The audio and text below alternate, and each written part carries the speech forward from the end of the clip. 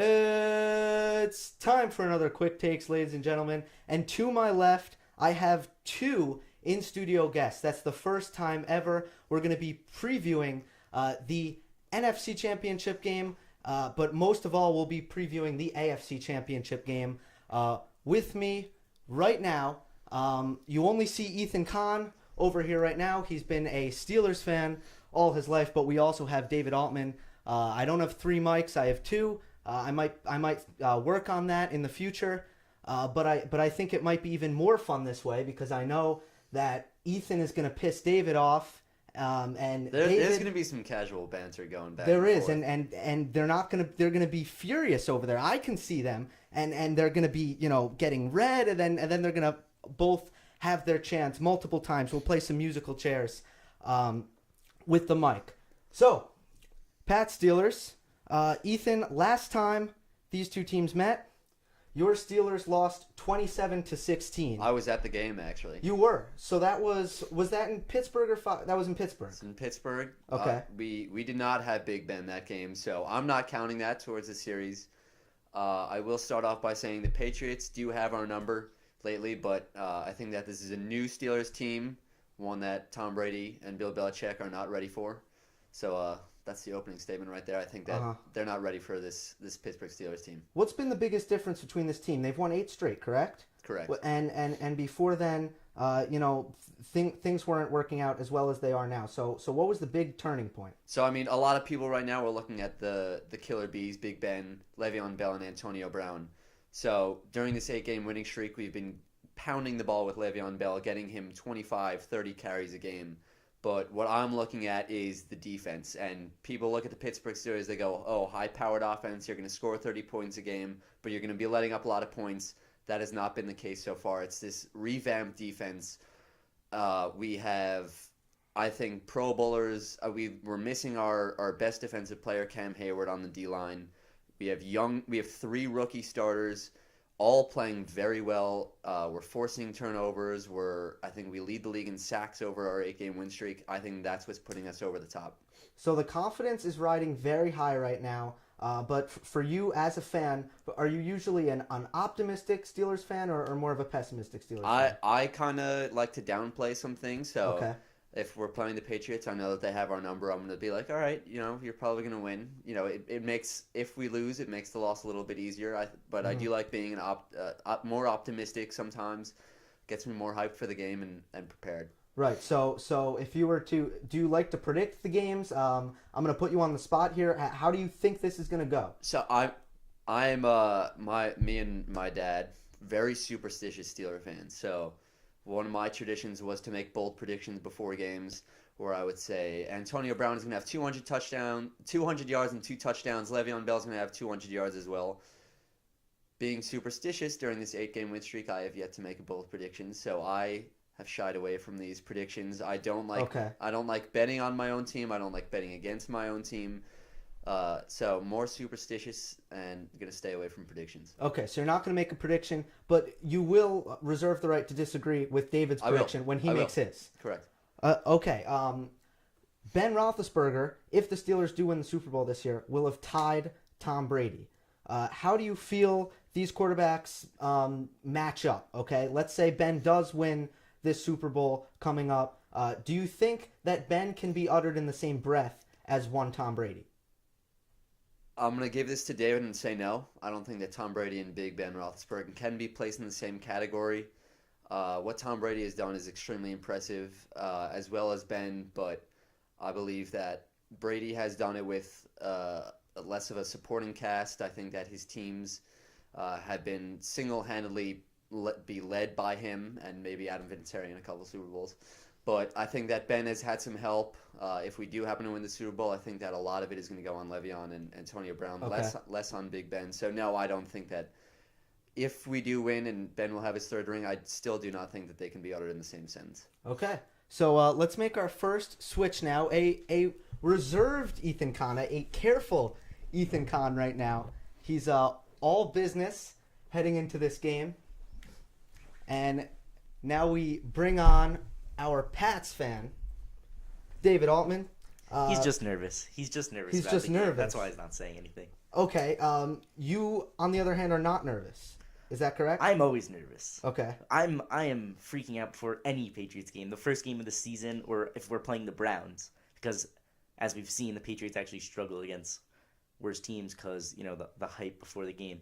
However, I think this game is going to be wild. I think it's going to be a wild Can one. I ask a question? Well, nope, it's not your turn. Now, when you say it's going to be wild, are you anticipating a shootout, or is this going to surprise some people? Because you have two high-octane offenses, but sometimes that kind of flips the other way, especially with Bill Belichick as your head coach. I think both teams are going to struggle to score. Wow. I think the Steelers' defense is overrated. Let me just say that now.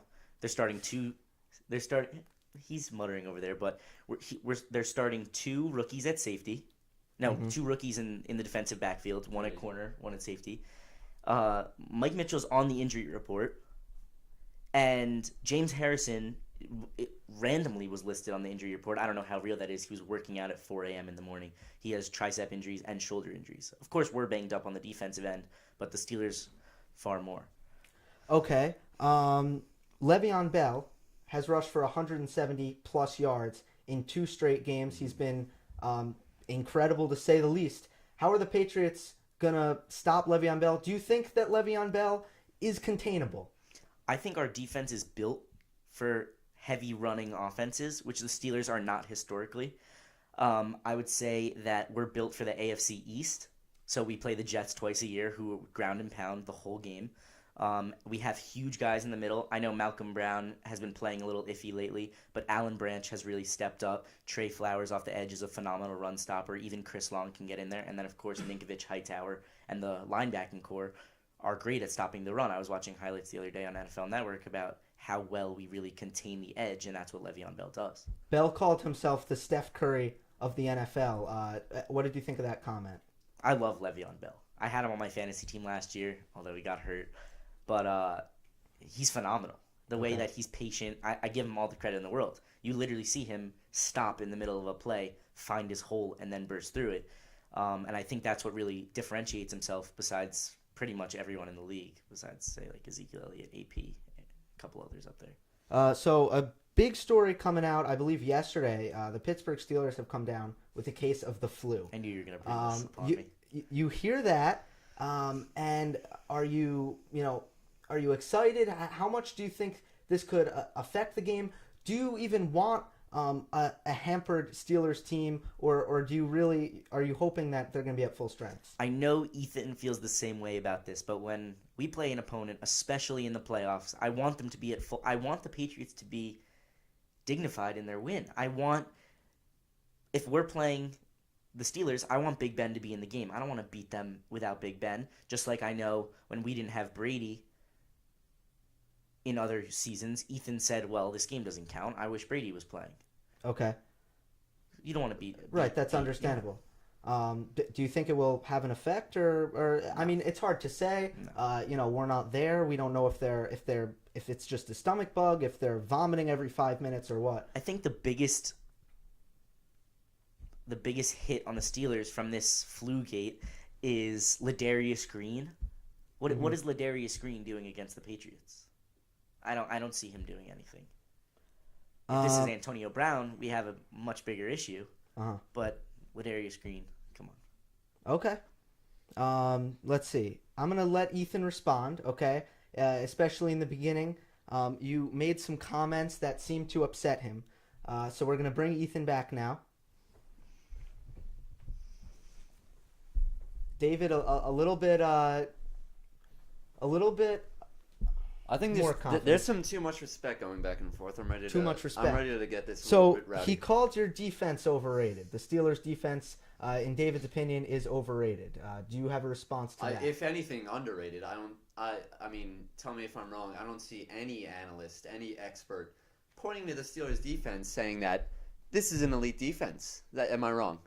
You're not wrong about that. So how can we be overrated when no one is looking at us as a top defense? I don't see that. Okay, that's fair. What would you say is the best way to beat your Pittsburgh Steelers. When you envision your worst nightmare happening to the Steelers, what does that look like? So Ben Roethlisberger on the road this year has been awful, like dreadful. I think if they put 7, 8 guys in the box, just completely stop Le'Veon Bell and force Big Ben to put this game on his shoulders, throw the ball 35 times this game. That's what worries me. I want to put the ball in Le'Veon Bell's hands because I don't think any defense is set to stop him. Okay. Are you concerned about the flu that has ravished the Pittsburgh Steelers? I mean, locker room? it's obviously not ideal. I agree. I don't think many big name guys have had it so far. I know Ladarius Green has it, which is a bigger effect than you think because he has been suffering from a concussion, hasn't played the past couple weeks. Finally practiced, I believe, on Wednesday, and then Thursday had a missed practice because of the flu when his concussion symptoms are finally better. So less practice time is he going to play. Also, I know Chris Boswell has the flu. He had 6 field goals, a postseason record last week. Mm-hmm. I mean, I don't know what drinks these guys are sharing. I don't know who has it, who doesn't. It's not a huge concern, but we'll see. Okay. Is it I just had it in my head. Oh yeah, I wanted to ask you this because I asked David this. He sees this as a low-scoring affair, which was kind of a surprising answer. How do you see this game playing out? Is it a shootout like a lot of people are expecting, and also, do you want it to be a shootout? I mean, fan-wise, I think everyone likes a little bit of a shootout, like the Steelers-Cowboys game, going back and forth, scoring. But I agree with David. I don't see a shootout coming our way. I don't like to make predictions, but I see low scoring. I see a lot of run. I see a lot of LeGarrette Blount. I see a lot of Le'Veon Bell. I see a lot of short passes. I think it's going to be a low risk game, short passes, runs. So I'm going to say low scoring. Besides Le'Veon Bell, who's the guy to watch? Maybe even a defensive player who people aren't talking about. You're someone who watches the Steelers 16 games a season, not only when they're on national TV like a lot of the rest of us. Who's going to be the X factor? To me, the X factors are linebacker, who I believe should be a Pro Bowl, Ryan Shazier. Okay. Okay. You knew I'd say. All right. All right. He has interceptions in 4 straight games. He is a run stopper.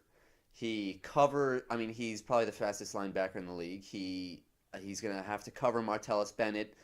I wouldn't be surprised if he's faced with Julian Edelman in the slot. He covers the pass, he covers the run, he blitzes, he's fast as hell. He's frequently shirtless in the pregame warm-ups. Frequently, nothing bothers him. Nothing bothers him. So that's a sign of toughness. Toughness. That's a Pittsburgh Steeler right there. That is that defines a Pittsburgh Steeler. Okay. Maybe in the 90s. I don't know if that's the prototypical. So here Pittsburgh it is again, Steeler overlooking the defense. There you go. It's not overrated. Okay. Let's shift gears again. I gotta lower the mic a little because this kid's a midget. Oh no. I thought that we could keep it from getting personal here. I thought that. Let me respond to one thing. Maybe we could keep it to football. Okay. Let me respond to one thing before he says anything. There were a lot of things that he said which I don't agree with. However, the thing I don't agree with most is, please, I dare you, Mike Tomlin, put Ryan Shazier on Julian Edelman in the slot. I dare you. None of their linebackers have the quickness to keep up with our wide receivers. Let me just say that. So there are mismatches in the backfield. Okay. You mentioned Julian Edelman. One difference between the first meeting, not only was there no Big Ben, Rob Gronkowski was a factor for the Patriots in that game. He even had a touchdown in that game. He did. No Rob Gronkowski this time. One of the biggest questions in this Patriots offense that otherwise has none is the receivers. Who steps up here and has a big game receiving passes from Tom Brady? You know what? I think that our wide receivers are actually not going to make as big of an impact. Mm-hmm. I think the Steelers' secondary wide receivers, Eli Rogers, Sammy Coates, are going to make an impact. But I do think that our running backs are going to be huge, James White and Dion Lewis. We lost Gronk, which is obviously huge because of mismatches and our game plan. We've had to change our game plan. We now play much quicker, and we kind of catch the defense off guard. But a player that has stepped up and come in and even created a similar amount of mismatches as Gronk is Dion Lewis, who I think will be the X factor for the Patriots. All right, Dion Lewis. I'm going to give you my prediction for the game. To me, I picked the Steelers to win the Super Bowl before the playoffs. The Killer Bees have never played a playoff game together. Now they are finally together with an offensive line that has really impressed me. And to me, that could be an unstoppable force. The Patriots, my biggest concern with them is that they've waltzed into the position that they're in now. And, I never want to question a Bill Belichick team in terms of their intangibles and their ability to be weathered. But with the Patriots, you can only learn really from experience. And that's where I'm concerned for the Patriots. Do you have any response to that? I think that this isn't that they say this is a new Patriots team, just like they say that this is a new Steelers team. I don't think it's that new. I think every Patriots team is coached the same way, which is why we've had the success that we've had. I think 2 years ago when we won the Super Bowl, that AFC divisional round against the Ravens when we came back from 2 14-point deficits really showed who we were, and I don't think we've changed that much. Our defense especially hasn't changed that much besides the losses of Jamie Collins and Chandler Jones. But I think that even in that Houston game, the score was 14-13 in the middle of the game. Mm-hmm. It's not like we haven't produced the way we need to produce, but I think Brady was under a lot of pressure in that last game. Okay. The offensive line needs to step up to win this game. Okay. And before we move to the NFC Championship, your prediction? I'm going to go with low scoring for a Patriots-Steelers game. Okay. 21-17. 21-17, the Patriots. That is David's prediction. So the Patriots move on to the Super Bowl in your ideal world, and that's what you're predicting. Who would be better to face for the New England Patriots? Is it the Atlanta Falcons or the Green Bay Packers? I would rather face the Green Bay Packers. I think the Atlanta Falcons are going to lose. I think we're going to face the Green Bay Packers, and a lot of people would say, well, you're stupid. Why are you wanting to face Aaron Rodgers, the greatest quarterback of all time, which is something crazy thing people are saying this week, which I don't agree with. Okay. But, both teams have played extremely well, and I can't say that I wouldn't be scared of playing Julio Jones in the playoffs. Okay, so you'd rather play Aaron Rodgers and no one. Right. They've made it. Them and the Pittsburgh Steelers are the only offenses, and they're the two hottest teams in the NFL right now. Definitely. So you think that the Falcons are going to win, but you'd rather play. No. Did I get you straight there? I think Green Bay is going to win. You think Green Bay is going to win, and that's who you want to play. So why do you think Rodgers and nothing, as you said, are going to be able to overcome the Atlanta Falcons? Because he's Rodgers. Yeah. And because I don't think what's his name, Dan Quinn? Yes. I don't like the Atlanta Falcons. They're never on national television. No one knows about them, and I think their defense is quite underrated.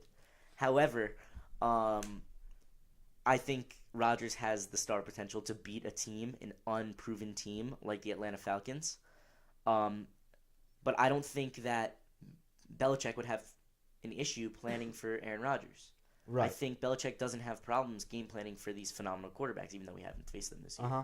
That actually makes sense to me. So we'll see if the inexperience of the Atlanta Falcons comes into play. But let's see what Ethan Kahn now has to say about the NFC Championship and how that might affect the Steelers should they make the Super Bowl. I won't take any cheap shots with the mic here. Unlike Bill Belichick. Yeah. Speaking of which, before we move on, do you have any suspicions that Bill Belichick was the one who planted the flu in the Steelers locker room? I would not put it past him. Oh, bro. Would not put Oh, it past no. him. Okay. I had to. I'm sorry, but I just wanted to go there. It's for the sake of the entertainment for the people. Okay. So the Pittsburgh Steelers. You do believe, or you have not made a formal prediction, but you do believe they have what it takes to go to the Super Bowl. Should they go to the Super Bowl, who would you like to face? I would rather face the Falcons. Okay. I think that the Steelers, when they play a high-powered offense, I think our offense is better than anyone else. Matt Ryan doesn't have much playoff experience. Devontae Freeman, I don't think he's ever played a playoff game. Julio Jones, he's been hurt. I don't know how much he's played in the playoffs. Their defense is very young, like ours. Who's their tight end? The Falcons tight end, Austin Tammy. Hooper. That's right. Their offense is good. Ours is better, and Okay. I think that is a good matchup for the Steelers. Right, and they also have not been very good, and this is just going, obviously this won't matter in the Super Bowl, but the Falcons haven't been overpowering with their home field advantage either, which is kind of funny on the in the wake of the incident where they were pumping in noise. This year they've been a really good road team and not that good a home team. Mm-hmm. So that's interesting. What's your prediction for Falcons and the Packers? I'm picking the Falcons to win. Okay. This is the final game in the Georgia Dome. And so Packers-wise, David's right. They don't have anything on offense, but they have Aaron Rodgers. Very similar to what the Patriots have been doing. They don't have many stars without Gronk, but they have Brady. The Packers they killed the Giants in the first round. Giants offense wasn't able to keep up with them. Next round, they beat the Cowboys. That was a back-and-forth game. Their offense was able to keep up with them a little bit. I see Rodgers coming into the final game of the Georgia Dome. I see Matt Ryan, who potentially MVP, right? So 2 quarterbacks, probably the top 2 choices for MVP. Uh-huh. I see the best dual running back combo in the league with Devontae Freeman and Tevin Coleman. I think Tevin Coleman is overlooked. I think that if they can use the 2 of them along with Julio Jones, I think that they have some great secondary receivers, Mohamed Sanu, Taylor Gabriel. I think that they can use them. And then Rodgers is going to face a tough time with the Falcons defense. They have the sack leader, Vic Beasley. I forget how many sacks he had this year, but he did lead the league. I think that they can cause some problems for him. I think that Atlanta's going to be rowdy. And I'm picking the Falcons to win. Okay, so we disagree, or you and David disagree on both fronts, both the AFC Championship game and the NFC Championship game. I feel that Aaron Rodgers is not a man that can be stopped right now. I'm looking just at the quarterback position and their pass protection. Hopefully the receivers get a little healthy, but I think it'll be enough to take on the Atlanta Falcons. That's how I see it. We've went really long. This is the longest quick takes of all time, by far. So you can put it in the history books. We're going to wrap it up, though.